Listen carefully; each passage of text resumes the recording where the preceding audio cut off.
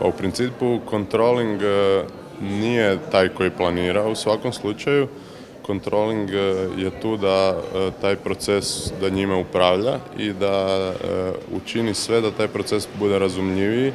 da bude standardiziran i da u principu zajedno s menadžmentom pomogne samom menadžmentu da taj proces planiranja bude što kvalitetniji.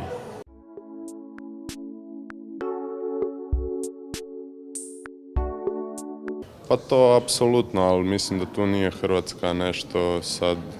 različita od svijeta, da nama ko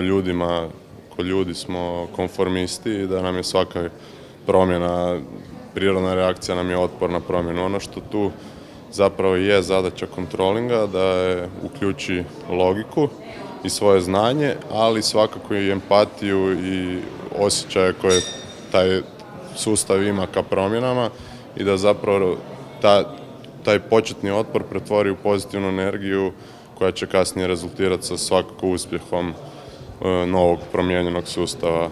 planiranja, izvještavanja, bilo čega.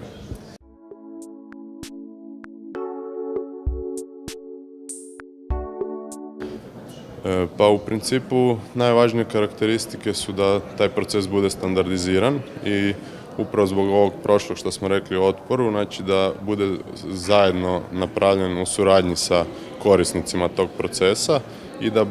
da se proba zapravo što manje invazivan pristup koristiti, da zapravo rezultat bude kvalitetnije upravljanje društvom, znači više dodane vrijednosti i od kontrolinga i od menadžmenta, a samim time i rast vrijednosti kompanije.